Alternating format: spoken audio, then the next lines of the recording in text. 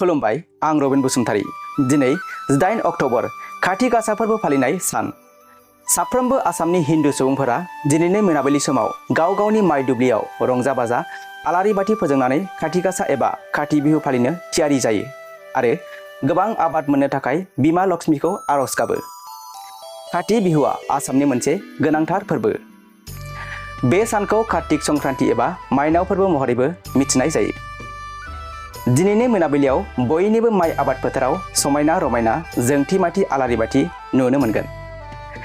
जेब्ला सोनाब फैसालियाव जारां साना दोबैहां जायो अब्ला नखरनि माइनाव आइजोफोरा देलाय मालाय दखना गानना खानाय हसारना समायना रमायना गाव गावनि सोमखोर माइ दुब्लि फारसे आखायाव थाइगिर बिखौनि गासा लाना आबाद फोथाराव आलारि बाथि फोजोंना बिमा माइनावखौ सिबियो आरो आरज गाबो।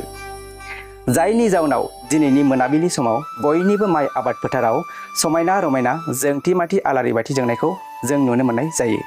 खाथि बिहु फोरबोनि मोननै गुबै थांखिफोर दं।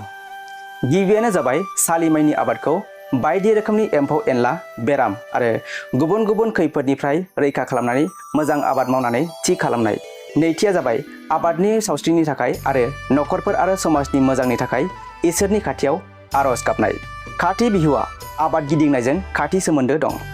खाथि बिहुनि समाव आसामनि सालि माइनि फोथारफोरा जोबोद समायना आरो सोमखोर जायो। मानोना बे समाव आबादारि नखरफोरखौ मोजां आबाद मावनायनि गोसोखौ गोजोन होयो। नाथाय बिथांमोनहा जाथावना फसलनि खहा जानायखौ लानानै जिंगासियो आरो बे समाव गुबुन गुबुन एम्फौफोरा आबादखौ गावसोरनि आदार बानायनो थाखाय बांसिन सांग्रां जायो। बेनिखायनो खाथि बिहु फालिनायनि गुबै जाहोना आबादफोरखौ एम्फौ एनला बेराम आरो गुबुन खैफोदनिफ्राय रैखाथि होनायजों सोमोन्दो दं। माइ आबाद फोथाराव आलारि बाथि फोजोंनाय गाहाय फालिथाया फसलनि बारायनाय थाखोजों गोरोबो।